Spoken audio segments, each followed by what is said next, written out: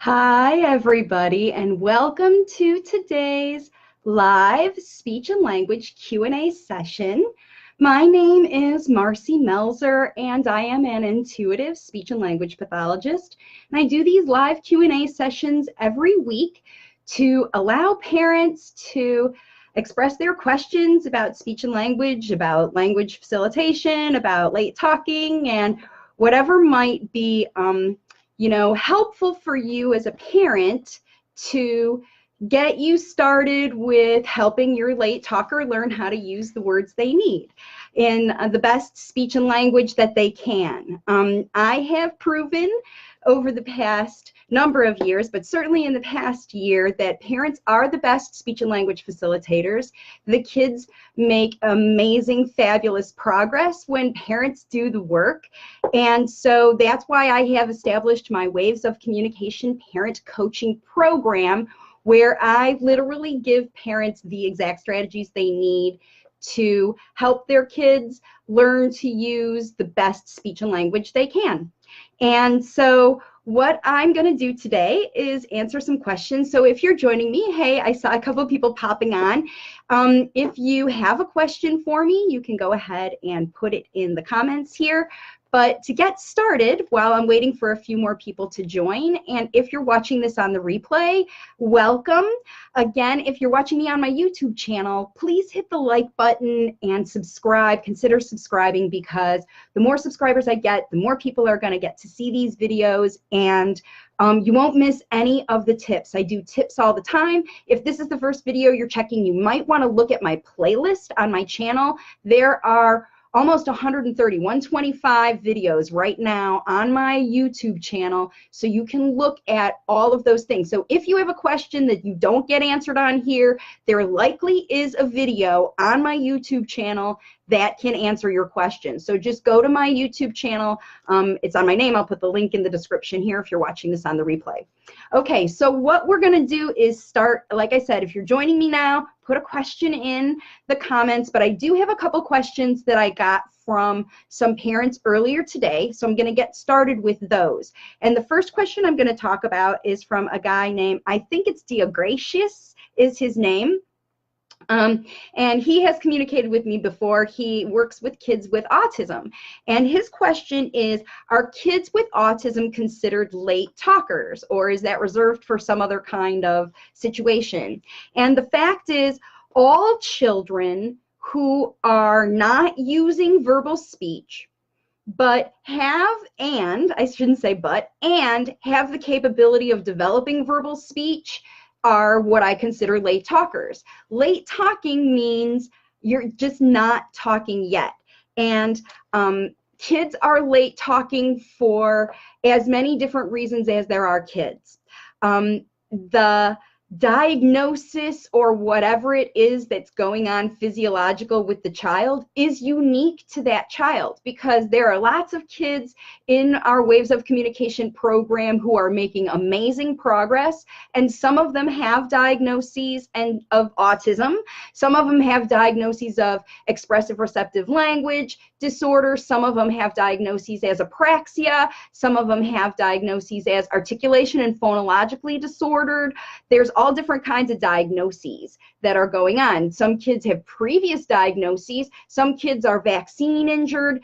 It really doesn't matter what the circumstance is. What matters and what makes a child a late talker is that they're not talking yet.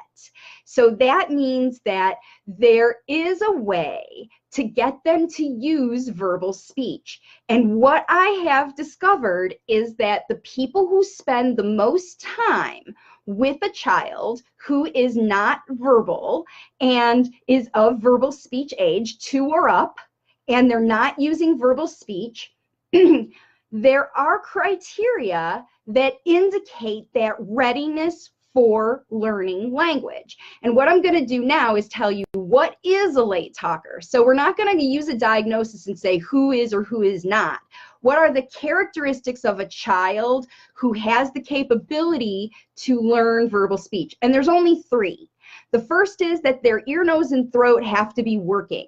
Actually, their whole physiological body has to be pretty healthy, because a child who is compromised physically, maybe they have good ear, nose, and throat, maybe their hearing is great, maybe all of that, but if a child has trouble with vision, if a child has trouble with gut issues, and we just talked about this today in our community, that if a child is compromised because they're constipated, because they are, because they're anxious, because they have no confidence, because they're afraid, all of those things are going to affect a child's ability to learn language. But their physiological readiness has to be good enough that they are starting to make some noises and integration and want to communicate with you. So they have to be feeling pretty good, and they have to want to communicate with you. They have to be able to hear speech well enough to talk, hear speech, and their mouth has to work well enough for their tongue to move all the ways it's supposed to. Their breathing has to work in order for them to be able to have breath. And their gut has to work and their brain has to work in order for them to understand and process language. So their physical body has to work. And that's really all that it takes, in addition to a child wanting to communicate with you. So a way to tell a child is ready to learn verbal speech is that they're already communicating with you. They're just using nonverbal ways to do it. So maybe your child is saying some words. Maybe they're saying some noises. Maybe they're doing a lot of gestures. Maybe they're bringing stuff to you for help or dragging you around. All of those things indicate that a child is ready to learn to use words to communicate with you, because they already have things they want to say. They just don't know how. They don't know how to use words because they're late talking. So the answer to that question, sort of the long answer, I know I tend to get long-winded, but I really want you to understand that late talking means not talking yet. No matter what is causing that speech delay, if your child has initiation and readiness to learn, to want to communicate other stuff to you, then you can teach them verbal speech.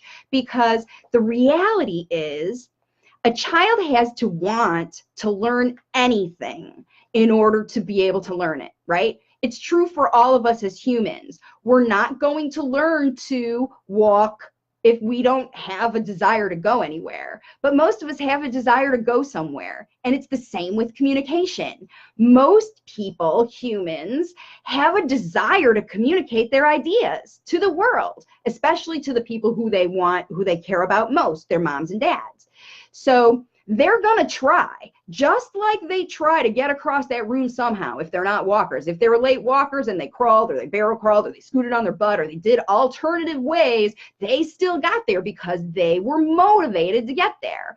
And a late talker is a child who is motivated to communicate their ideas to you. They just don't know how.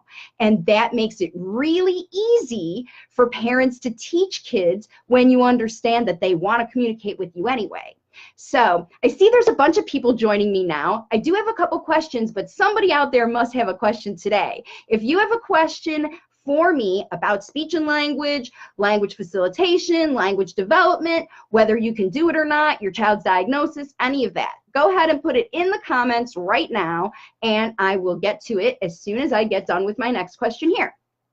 So the next question, let me get a drink real quick. I'm so glad so many people are joining me. Hello and welcome. There's Una and Carly Jo and Lori and Heather and Christina and Tracy. Hey, Tracy and Sandy. Some names that I don't know. So I'm really glad that some folks are following and watching along, because these Q&A sessions are a chance for you to figure out if language facilitation can work for you. If you don't know what to do, if you're not sure what strategies, kinds of things you need to do, now is the time to ask, because here I am ready to tell you. All right, so the next question that I got in my group is from one of my current language facilitation clients and Waves of Communication. She knows how to ask the right questions because she's been working with me for almost a year, and her little guy has made a lot of improvement. In fact, he was nonverbal, and now she's asking questions about articulation. So she's got 2 questions. Let's talk about the first one. This is for Shaukian, and she wants to know, why is it hard for late talkers to answer questions, like WH questions, who, what, where, when, why? A lot of times she's using choices to give her child a chance to answer questions. And the thing is, the truth is about late talkers, they don't know how to answer WH questions because that's not necessarily their reason to be talking, right? If you're asking your child a WH question, you're probably trying to, in one way or another, test their knowledge. So you're going to say, what is that? Where are you going? Who is this? You know, most of the time, parents ask kids WH questions to see what they want to know.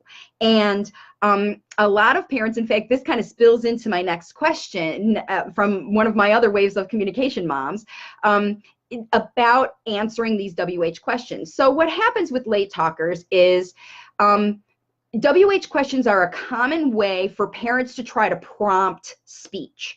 It's a way we try to keep a conversation going as conversational adults. You're sitting at the table together and you want to sort of initiate conversation, so you'll ask somebody a question about their experience so that they respond, and that's kind of how communication starts. So it's very common for adults to sort of assume that kiddos understand when you ask them a question that they know they're supposed to come up with an answer to that question, or they might think that it's literal. So here's the thing. Hey, Joanne, thanks for joining. Here's the thing that you need to do first. Figure out, why am I asking this question? Is it because I really need to know what's inside my kiddo's head? Like, what do you want to eat? Or where do you want to go in the car today? Or which shirt? That's a choice. That's not really a WH question. You know, something like, who do you want to visit? Something that truly is their opinion, their idea, that you can't perceive from the environment with your 5 senses. But if you can see it in your 5 senses, like you walk in the room and your child is kicking a ball around, and you walk in and you say, what are you doing?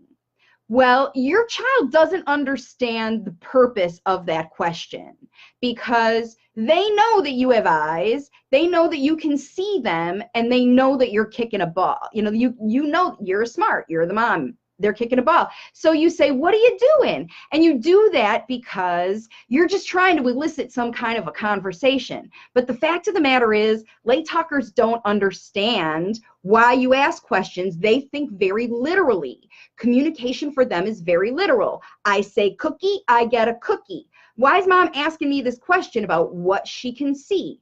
Like, that's why kids don't get, like, why they even have to say cookie to get a cookie. Because they communicate to you, they bring the cookies to you, you're the mom, you know that when they bring you stuff, they want it, they expect you to just give it to them because you know. Right? So that's why you need to learn language facilitation, because here in this whole situation, you're trying to get your child to talk to you by asking them questions, and they don't have any idea why. They think it's like, I call that situation the quiz show. So asking your child WH questions just to get information about what you can already see is going to be a waste of your time. And also, it's not a good strategy to teach your child language, right? So what you do instead is just give the answer. Walk in the room and say, you're playing ball. That's what you do instead, because in language facilitation, we teach kids the right words, the right way, at the right time during your everyday activities. And asking them questions and testing their knowledge all day long is no fun for anybody. You wouldn't be happy all day long if somebody was asking you questions about the obvious. What are you holding? You're drinking a cup of tea that you've just poured in. If somebody says, what's in the cup? You're going to think, why are you asking me that question? You were just sitting here looking at me. See, you need to think about it from your child's perspective and figure out, what does my child think? That's a big, big, big part of language facilitation and what we talk about all the time in waves of communication. Parents are so set in teaching your kids to say what you think they should say that's where your expectations lie. In a certain circumstance, you have some expectation of what your child is supposed to be saying to you right now, and you're waiting for that. And your child may have a completely different idea on their head, and they're not doing it. So the thing about teaching your child to answer WH questions is a very specific strategy that, Shauki, you and I can talk about in our group. But because in the circumstance, you have to understand, why are you asking that question? So that's what everybody out there who's asking questions to your kiddo, switch it around and think about what your child thinks about you asking them questions all day, and figure out a different way to show them what the words are. And once again, if you need those strategies for you in your house, that's what they do learn in waves of communication. All right, so here is a question that came through here from Christina, who says, what are common mistakes parents make when trying to prompt speech that actually end up hindering the process? What a fab question, Christina, and a real sort of honest acknowledgement. I'm going to take a little drink. That almost sounds like a therapist question. I don't know if you're a therapist, Christina, or a parent, but if you are a parent, you are very savvy, because here's the thing. A lot of times, therapists will give strategies to parents, and those strategies won't necessarily be working for them like they do for the therapist. So I've done a video about that where I talk about how, parents don't get the same kind of responses as their therapist. And Christina, the first one I want to tell you is, if you haven't watched the last 15 minutes where I was talking about WH questions, that's the number one thing that parents do as a mistake. So think about right now, if you are asking your child a question, and the next time you ask your child a question, stop yourself. And you will find how many times in a day you're doing that. And think about what you could say instead. So that's the first thing. The second thing that a lot of parents do is they withhold an object until a child says something.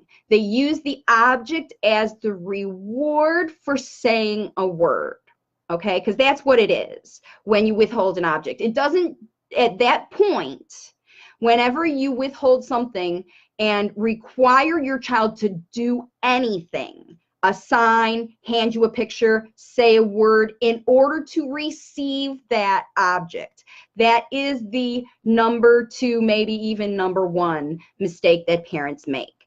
Withholding an object teaches your child that the way they talk, the way talking works, is in response to a prompt, and they will wait every time for someone to tell them the words to say instead of coming up with the words themselves.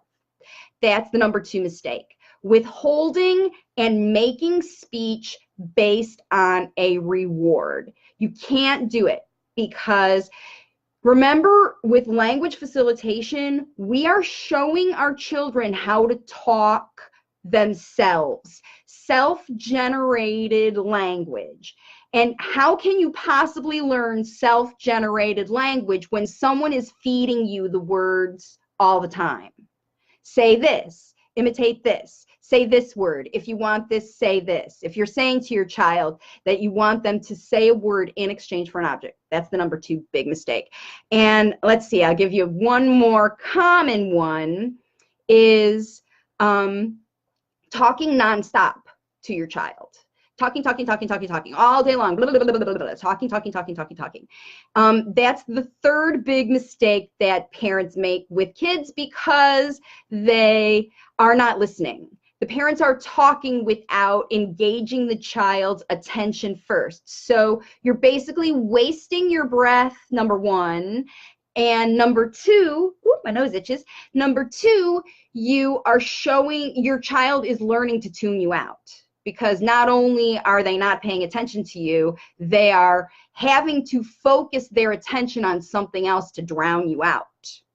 So if your child is not responding to you, this is caused by overexposure to language that kids can't understand. Because what happens is if your child's not focused and listening and understanding to you, it's very similar to like watching TV with fuzzy audio. You know, if it's pretty soon you're just going to not pay attention to it because it's so hard to focus and listen, like the audio cuts in and out. You're not really sure. That's what happens with a lot of late talkers. And parents think the more I talk to my child, the better they're going to, you know, learn it. But unless you get that engagement first, it's not going to work. So we are just trying to prompt sounds. He's nonverbal. So, right, just like I said, Christina, yeah, just a mom, trying to be a mom, you know, you just do that kind of thing. Sometimes, like I said, those are the mistakes that you can make. And it's very common mistakes because that's a lot of times the kinds of things that parents read on blogs. Talk a lot more, ask your kid question, keep the things out of hand so they have to say it.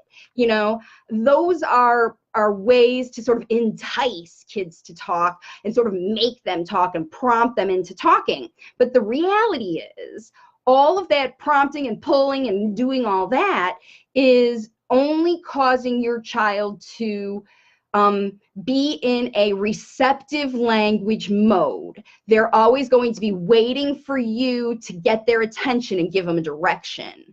And you want to make them learn to talk because they want to, because they enjoy it, because the situation, they want to share their experiences with you. And if you're trying to prompt them to talk all day long, that is no fun. And if it isn't fun, it isn't fun, especially if you're a kid. So you're just not gonna. So, yeah, so if you want to learn alternatives to prompting and asking questions and things like that, the strategies are different for every family based on your family makeup, the concerns that your child has, their pluses and minuses, and your whole family. Like some families only have one kiddo and some families have 5, and triplets, and split parenting with other parents, and work full time. So every family has to have the right strategies because it only works for you if you can fit it into your life. That's why you have to do this language. That's why parents have to do it, because you're the ones that spend all day with your kiddos.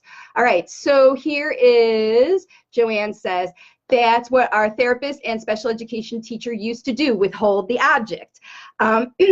I never agreed. Remember arguing with the team, making them say it before they got the results of what our daughter wanted. I never agreed. Because, Joanne, you're right. It was not teaching what you want your kiddo to learn. That's the whole deal about language facilitation, is you have to teach your child what you want them to learn. And when you trust other people, teachers and therapists, to work with your child, you have to be vigilant to know that they are teaching your child the things you want your child to learn. You know, that's why a lot of parents choose homeschooling, unschooling, you know, they're doing it themselves because the schools aren't teaching their kids the things that they know fundamentally they want their kids to learn. And Joanne knows with her daughter, who has real learning challenges and needs to have the right kind of teaching the right way.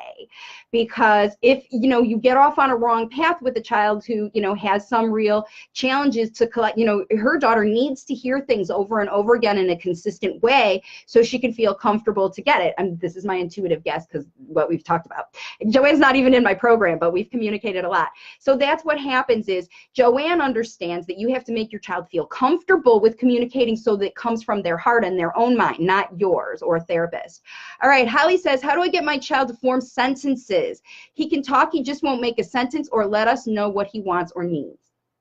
Okay, so the first question I have for you, Holly, is if he's talking, what's he saying? If he's not saying what he wants and needs, and he's not saying, sentences, what is he saying? And what does that mean? Because sometimes kids say things and they mean other things. Like they say mama, mama, mama, mama, and it might mean 500 things. It could mean, mom, I'm tired, and the next time, mom, I'm angry, or the next time, mom, I want a hug. So what you need to do is, in order to move a child to their next level, wherever they are, if, your child is only using sounds, first of all, I'm not really sure why you would only facilitate sounds ever, because your kid needs to know how to say words. So that was the other thing that I forgot to mention to the other gal. Tell me her name. Christina. Tell your therapist you want to work on words. Your child needs to understand that words are necessary, and just learning the b sound like that isn't going to help them with anything unless you're working on animal sounds, like environmental sounds, not speech sounds. So if your child is nonverbal and you're working on noises or sounds, the thing you need to work on is animal and environmental, like shake, shake, shake, that stuff. That's the stuff you need to work on first, like babies do, right? Just from the very beginning. If you're just trying to get your child to be verbal at all, it's got to be whatever. But you shouldn't be exposing them to like holding the cup and saying, no, because that's not a it's a cup. Your child needs to understand and hear you say the real word for, cup. This cup has Mickey. I don't have the rights to Mickey. Sorry. And so that's the thing, is language facilitation. Your child listens to you the most as moms. You need to tell them the words they need to hear. They don't know how to pull them out, so they need to experience it. Just like you show them how to do everything, you have to show them how communication works.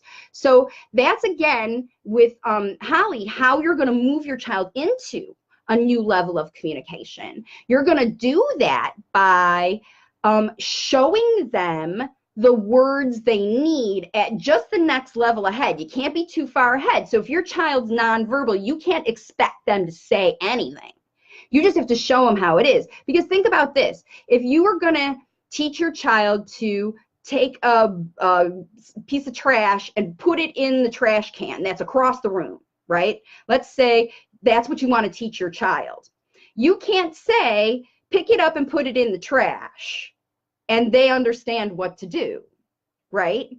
That's how it goes with language facilitation, right? Your child may have been listening to you talk for 2, 3, 4, 5, 6, 7, 8, 9 years, right? They've been listening. There's a lot of words in there. They may understand everything. That's one of the other questions I have. Your child may understand everything. Understand phrases. They can understand, Joey, get your shoes. It's time to go bye-bye, right? They understand all that when they're focused, when they're watching you. But they don't have to say it because they have developed an alternative way to communicate in response. And you're responding to that. So if they're using single words, you need to learn to facilitate them to move past wherever they are. If they're just using noises, you need to get the strategies to facilitate the next level. You can't expect them to answer questions, follow directions, or say things to get things, because that's not natural speech. You have to show them what it is. Just like you show them, you go with them, you bend down to pick up the trash, you walk across the room with it, you show them, oh, this is the trash can. And the whole time you're saying the things, that's the trash can, open it up, you have to open it, right? Show them how to open it. Oh, that's exactly how you do it with language facilitation.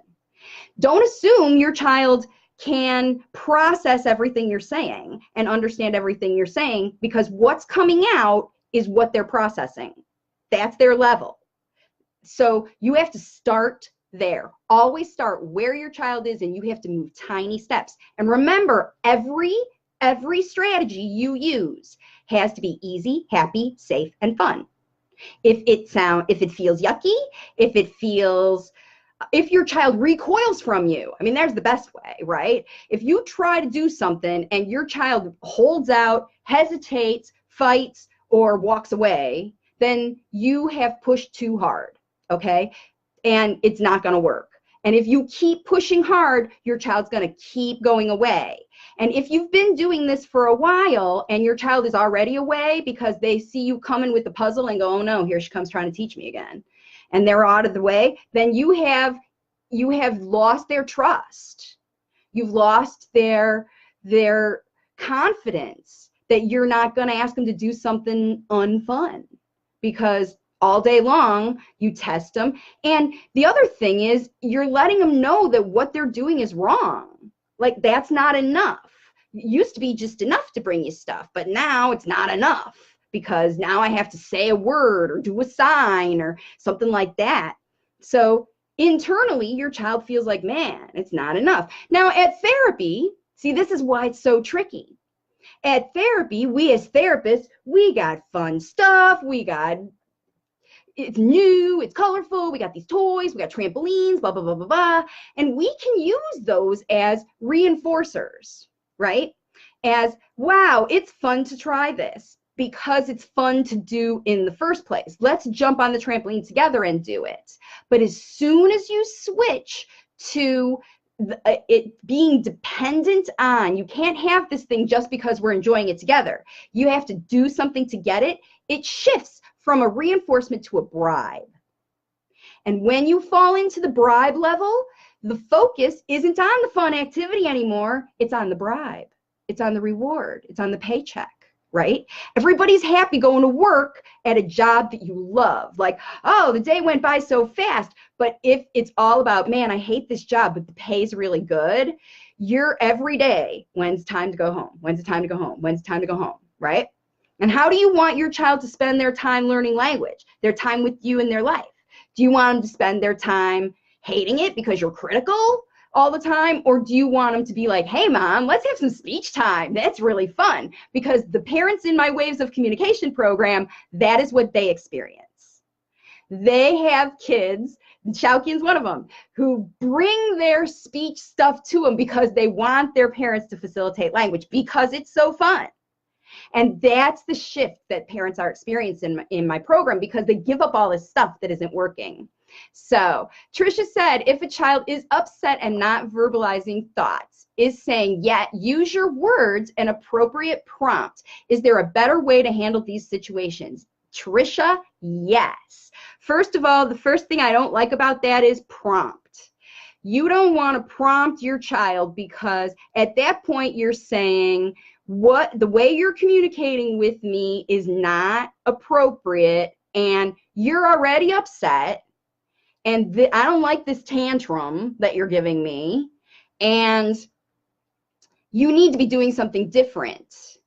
And your focus is on, I just talked about this today, is on the delivery of the message, not the message. Your kiddo's upset. They're trying to tell you they're upset. So telling them, use your words, what is that going to, how would that make you feel? If you were irate because, like, you put your card in the ATM machine and it got eaten and it was Friday afternoon at 6 p.m. and you weren't going to have it all weekend, you would be livid. And there's nothing you can do about that situation. Zero you can do, right? So take that feeling and compare that to your child not getting a cookie because it's time for dinner, right? Same feeling. Nothing the child can do about it because you're not going to cave and give that cookie. And they are livid because they want a cookie. Bummer. That's what I call a bummer, right? And so the deal is, instead of focusing and telling your child to come up with some kind of words to communicate instead of a tantrum, you got to show them. Acknowledge that feeling. Wow, you are upset. That is a bummer. Bummer, no cookie. Because I'm sad that I don't have a new $1,000 check delivered in my email every day. You know, I'm sad that every day can't be sunny. I'm sad that, you know, I haven't met the president. I don't know. Maybe I'm not sad about that. I'm not sad about the fact that I can't go on vacation every day, you know, but this is reality, right? And so the thing is, your child's feelings are real. And they're just as real and just as important as your feelings are. And by telling your child to use their words instead of this behavior, you're focusing on the delivery of the message and not the message. So my solution to that, Trisha, is focus on the message. Solve your child's problem, and then they won't have a tantrum. So that's the thing. And maybe it's just a hug. You know, like some problems you can't solve, but what do you do when you can't solve that problem? You hug it out. You make them feel better, right? You're the mom. I know, buddy. The world is tough. Hug it out. You know, share a little love. Understand their feelings, because that's how it goes. How many words, Angela says, if Christina says it's so true, he'll only make the sounds if we direct him to. Right. So you need to make it fun. You need to make it fun and make it his idea. Angela says, how many words should a 2.5-year-old string together? So if you look at the developmental norms that are typical, by 2 years old, a child should be using at least 50 to 100 words. A precocious child will be using 200 or more and stringing words together. But here's the thing. A lot of kids are late talking. So kids who start to say words, you know, maybe not at 14 months, 19 months, 18 months, maybe they just start to say their words at 2 years old, and they're only using 3 or 4 words at 2 years old. That would be considered late talking, yes. But the thing you have to pay attention to is, what does the path look like now? Like, they might have been late getting started, but are they continuing to move forward? So instead of answering your question to say how many should a child at 2.5, because especially at 2.5, kids are way different. Kids in full families, private families, single moms, you know, like I said. But here's the thing. What you need to pay attention to, instead of those numbers and how many words and what kind of combinations, is how effective is your child in communicating all their messages to you with words. So if your child's 2.5 and they're saying single words and letting you know a lot of stuff, and they're saying, maybe they're only saying 2 words sometimes, like go bye-bye, but they use a lot of other single words like verbs and nouns and calling you by name and lots of other stuff like that, then they're still in vocabulary gathering stage, and that's very normal, and they're still working. So maybe they're late getting started, but they're just on the right way, right? Versus if your child is stuck and they're only saying, you know, a few words and the same words over and over again, or they're using like the same word for everything, like all the animals are a dog, and you're showing them, oh no, this one's a kitty, this one's a cow, you know, in books and stuff like that, and they're stuck with dog, even after you show them a lot of times. Or if they're only stuck using nouns, they're not talking about the things they're doing with actions or things like that, then you know you're not moving forward. Okay, so the most important thing is, especially at 2, anytime before 3, if you're late talking and you're moving forward and getting new words and your child's imitating you and saying things and you feel the flow is coming, then you're okay. Then you're okay. Your kiddo will catch up. Your kiddo will hear. Sometimes it happens after kids' ear infections clear up. They can start hearing better. Parents who do good language facilitation can get it going. A lot of parents watch my videos now, and that's happening for them. Like because their kids now can hear, now can focus, and they're doing some very specific focused language facilitation. When you teach your kids these words, they have to be paying attention to you. They have to understand you. Otherwise, you're wasting your breath. So I hopefully that's the way that you're going about it, Holly, is just, you know, that kind of stuff. Holly says, yep, he will bring us his cup, but he won't say what he wants in the cup, or he won't say I'm hungry or want a drink, because he has been previously. See, here's the other thing. I guess I can go back to Angela's question about another problem that parents have, like a mistake that parents make. And it's not a mistake, right? It's just what you have to do. I totally get this. Like, the whole reason that I put this program together like it is, and I work with families the way I do, is because, look, reality is truth, right? I mean, if, you know, I've got a couple families in my program right now who are stuck in cold weather places with kids who aren't feeling well, who don't do well with cold weather. They have respiratory things, they have gut, you know, their kids aren't feeling great, okay? And they're trying to tough out these illnesses. I've got other families in my program working with ear fluid. It's tough, you know, they're dealing with those things, and it's hard to teach your kids when they're not doing that. But this time will end. Like, you'll have, that's why we call it waves of communication, because you'll have times at the top of your wave where your kiddo is on it and focused and learning from you. And these parents know how to spot that when it happens and jump on it and engage with their kids and facilitate language. And that's when their kids are like, zoop, like the neighbors notice that their kids are talking better. But then there are other times when stuff happens in their family, or you know, they move, or, you know, all different kinds of things can happen, right? That throw your whole family out, especially, you know, parents who have young kids are still, some of them are moving jobs, some of them are going all over the place, and all of these transitions and change, and maybe your child was late talking for, you know, one of any kind of developmental, maybe they were premature, or, you know, they have Down syndrome, or, you know, anything that has just caused a lot of challenge and strife and coming along. And every new change, your whole family has to rock together, right? And you know that when everybody's feeling good and everybody's happy, that's when you're at the top of the wave. But sometimes stuff happens, right? So you need to understand and acknowledge that you can't work as hard in those low valley times as you can at the top. You know, you need to ride it out with your kids. And it's just like I said, you know, if your child's upset, dude, acknowledge it. You know, your child is upset. You're the mom. It's your job to make them feel better, not make them feel bad for having a tantrum when they're upset. They're just doing what they know. They're just doing what they learn. But here's what I was kind of getting to talk about what happens so much when your child falls into, because of all these reasons they're late talking.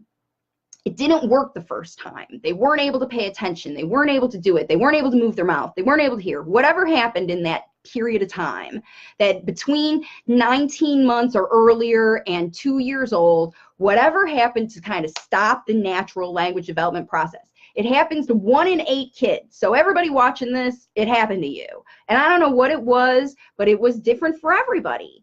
And you know what it was. You know the kinds of things that happened. Maybe it was just that your child spent time with a grandma while you were working, and grandma was quiet and didn't talk to him much. Maybe your child spent a lot of time on devices and they got stuck. That happened to one of my families. Their child was anxious, and they soothed their child with iPad time. And their child's genius. He knows everything, but he didn't develop good language. And so now they're starting from that. They're starting from what their child knows and taking advantage of his brilliance and all the stuff he learned on the iPad to help him learn how to say that verbally. But they know that because they are the kiddo's parents, right? So what this whole process involves is really figuring out, first of all, what was it that caused your child to be late talking, and is that over with? Are we past it? Are we moved on? And what happens when your child is, you know, using something else? Because during that period of time, they weren't talking, they were communicating with you somehow. And those new developed whatever language your child is using, it could be a combination of words and gestures. It could be that they always do a certain thing or look a certain way, and you know what they want. And this is the big mistake, right? You encourage your child to continue to develop this nonverbal way to let you know their wants and needs because you honor them. You respond to it. So you know finally, oh, my child wants the cookies. Like, otherwise it's a struggle to understand what they want. I have to read their mind. If you find yourself reading your child's mind, then you have inadvertently taken on the role of communication from your son, your child. You've taken it away from them. You've let them rely on you to tell them everything they need to say. Because if you say it, see, here's what happens. Here's a good example, right? So just like Holly says, your kiddo brings you a cup, and that's it. You don't know if they want water or juice or milk, and they're just going, ah, ah, ah. And if you don't respond, like let's say you pull out the milk and you're wrong because you've guessed and you're wrong, then you're going to get the no, and they're going to push you away, right? And you pull out the water and they're no, and now they're mad because you guessed wrong twice. And they've even forgotten that they want something to drink, and you're like, dude, I don't even know. Like, I don't even understand what's going on. This is a reality. Like, this is what happens, right, in your life, Holly, because your kiddo is stuck relying on you to anticipate what they want. And if you don't say it the first time, you might say it the second time, you might say it the third time, you might say it the fourth time. If you're one of those parents that pulls out, do you want this? No. Do you want this from the cabinet? Like all that stuff. If you do that, you are encouraging your child to wait for you to pull out the right object. How are you ever going to teach them to say that thing if you're not facilitating language? If you're doing those things, if you're guessing, you are missing. That is the moment that you are missing your chance to teach your child how to communicate. And that's what I show parents how to do. So however it is that your child is letting you know that they want stuff, and if it is they start the whole circumstance by dragging you to the kitchen and you're guessing from then on, then that's what they're doing, is they're waiting for you to figure it out. And you haven't taught them how to say it in the first place. And what happens, folks, is that gets bigger and harder as kids get older, because when a child is 18 months old, it's not too hard to figure out what they want. But when they're 3.5, and they've seen television and YouTube, they could be thinking about wanting to watch Bob the Builder and Peppa Pig, and you have no idea. And they don't understand why you don't understand and have any idea, because when they were 18 months, you taught them that you could read their mind. And now they're 3 and you can't. So that pisses them off. Sorry, I got to, but that's what it is. So if your child's mad at you, that's why, because suddenly your intuition to be able to read their mind isn't as effective as it used to be, and they don't understand the difference. They don't get it. They don't know. So Holly says, in your experience, for children who have difficulty with articulation, particularly pronouncing the ends of words, how often does this issue have to do with fluid in the ears? We're getting differing opinions in our 3.5-year-old. So Holly, the thing about final consonant deletion, or any kind of consonant deletion like that, especially with the child who has a history of ear issues. So if your child had fluid in his ears, he didn't hear well. He didn't hear as well as he could, certainly because something was in there plugging it.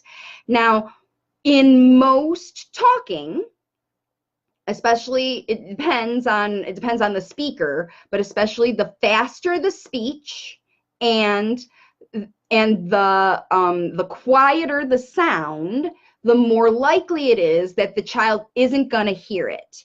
Because remember, a degraded signal, so it's kind of like your fingers in your ears, and you have to listen very carefully and you have to watch a lot, right? So a child who is not hearing those words correctly as they're learning them, it's going to be garbage in, garbage out. So the most common, the quietest part of words is the end sound. And there's also a lot of S on the end of sounds, which is the quietest noise.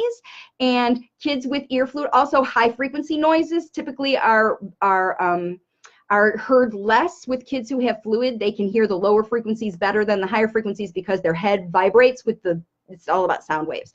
So the short answer to your question is probably the most common articulation. It's actually a phonological process that kids have, meaning that it is the way they say all sounds. It doesn't happen specifically to the S or the F or the P or the T. It is all sounds chopped off. That means it's a process of communicating, of saying words, of articulating your speech that you do all the time, is chop off the end of words, chop off the beginning of the words, limit words, drop off the syllables. Those are all individual processes. And that final consonant deletion is the #1 most common process for kids with fluid. So whatever your different opinions are, that's my hat in the ring.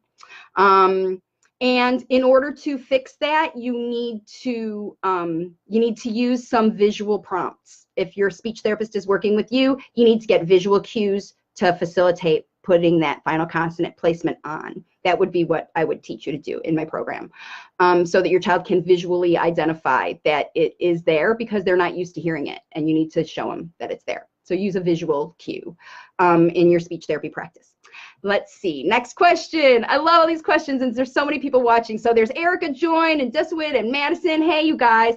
Thanks for joining me today. I'm loving this chat about, this is what we do, by the way, in my Waves of Communication program. Twice a week, we have meetings like this where all the parents join in who want to, and we talk about all the different things that are going on in our lives. That's how I know, because these parents are sharing with me their success in facilitating language through illness, through cabin fever in cold weather, through vacations, when they go on vacations, you know, all the time they're doing it. They're getting strategies to facilitate language everywhere, and it's fab. So let's see. Rashmi, in your experience, oh wait, Holly has one more here. I should clarify, he's never had ear infections and has one doctor who says there's fluid in his ears and one who doesn't. So it could be that kids, many times, Holly, kids do have fluid that is not infected.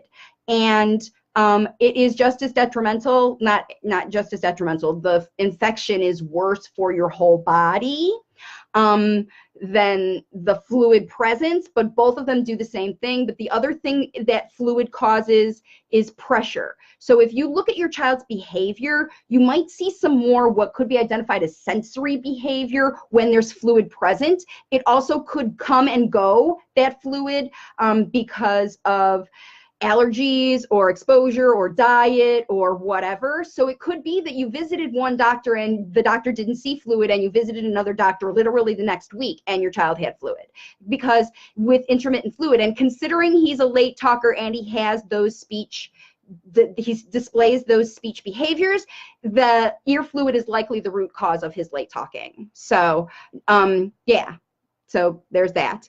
All right, and let's see. You're welcome, Holly. Holly says, thank you. Rashmi says, in your experience, how should a speech therapy session go to help the child learn language? Oh, great question, Rashmi. So I think that if you are working with your speech therapist, first of all, on my YouTube channel, there is a video that is all about how to use your speech therapist as a resource. You should see that video.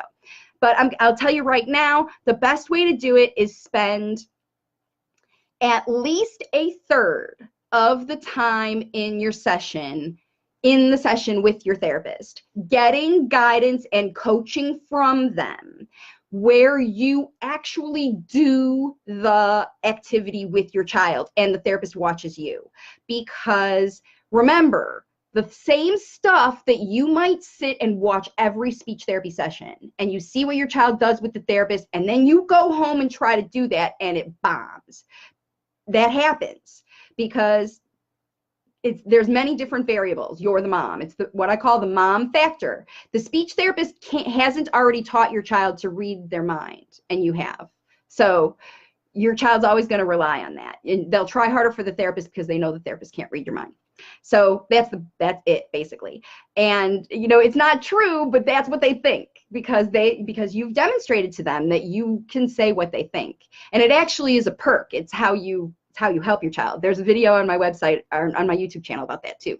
So the thing is, I would spend at least 1/3 of that session, certainly watch if you can, and spend 1/3 of that session getting coaching from your therapist about a problem you have at your house. So if you are, it's kind of like the questions I've gotten here today. If you are asking your child to, if you're asking your child to, I don't know, whatever, imitate a word, and that's just not jiving for you, or let's say your child is like whining to get what they want at home, like there's a real good one, and not saying words, you need to tell your therapist what you're doing to try to get your kiddo to ask for things and what they're doing in response to that. Because your therapist, if they say, just give a choice or just do whatever, just withhold, or, you know, whatever, and it doesn't work for you, you got to tell them. You have to empower yourself to say, that's not working for me. Whatever you're doing here isn't working for me. That's how it started. That's how all of this waves of communication started. I was telling parents to do what I was doing. And they were coming back and saying, Marcy, it's not working. And then when I shifted and started to understand, tell me what is going on? Like, what did happen? And that's the first step in my program. I have everybody tell me, what's the current situation? Because I can't solve your problems unless I know what they are, and neither can your speech therapist. So your speech therapy session should start with an update about what you have done with your child since you saw them last, and what you saw your child doing now, and what you're having trouble with before they even start. And then 2/3 of the way through the session, you need to go in and say, hey, what are you doing here? Can you show mom how this works? And enjoy and play in the situation. So you share the experience of the speech therapy session with your child, okay? So then later you can talk about it together, right? Because if your child experiences something away from you and then later is with you, it's hard for a lay talker to talk about experiences you haven't shared together, right? So share the experience, and then that's how you take it over and share it with the rest of the world. And that's the best way to use your speech therapist as a resource. Okay, I'm going to leave it go for now. This is getting really long. Thank you so much, everybody, for watching. If you haven't already given this video a like, please do so. Share it with your friends. Let other people know about Waves of Communication. I've got this free group, the Language Facilitation Resources Group. I have a YouTube channel with 125 videos. I do new videos every week. I do these live Q&A sessions every week, and I know that it helps other parents to hear these kinds of things because it's what goes on all the time. So yeah, so Christina says, if my nonverbal child, last one, and then I'm going to go really quick. If my nonverbal child brings me to the pantry to show me that he's hungry, how do I figure out what he wants without showing him each object until he's happy? Christina, that is a strategy that you will have to get individually in my Waves of Communication program, because that's it. That's what I do. In your case, I'd have to know the individual things about working out how it happens, and that's what I do in my program. So if you have a speech therapist, you should ask them that question, and if you don't have a speech therapist, you should look into my program. You can do that on my website, wavesofcommunication.com. There is a page that talks about the program options, the payment, how it all works and everything. And if you are interested in getting started with me, then I invite you, if you're ready to make an investment, if you're ready to go, like you're ready to get these strategies now and get started, then you should schedule a strategy session with me. Don't schedule until you're ready, though. I know a lot of people watch my videos. In fact, they watch them for months, and I know that you're out there watching. If you're considering, here's the thing. It's really, really important that you decide that you're ready to go before you call, because it costs more to wait. See, the parents who are ready to go and make decisions and act now are the ones that see progress, right? And I know sometimes it takes some time to remunerate and watch things. That's why there's a YouTube channel. That's why there's videos on here you can scroll through. If you go to the video section on my Waves of Communication, you will see tons of videos. You will learn. If my videos can help you, if what I'm saying in here and you need the extra help, you want the exact strategies that you can get, that's when you need to join my program. And the parents who join my program, you can see the reviews. They've been getting strategies the entire way. Good times, bad times, whatever they need to help them feel confident. And their kiddos want to have communication time with them. They want to have speech and language time with them because it's fun and they're enjoying their kids. So thanks for all the thank yous. Joyce, Rashmi, Holly, thank you so much for joining me today, and everybody. If you're watching me on YouTube, thanks so much for watching this replay. I hope this information helped you. Please share this video if you think someone else in your life can benefit from it. And if any of this crazy stuff is going on in your life, you know, there are definitely ways that you definitely can fix these things and get your kids talking. So no matter what's going on, parents are the best at language facilitation. All right, everybody. Stay tuned for next week's topics. You'll see an announcement, and yeah, I'll see you all on my next live video. Have a great day.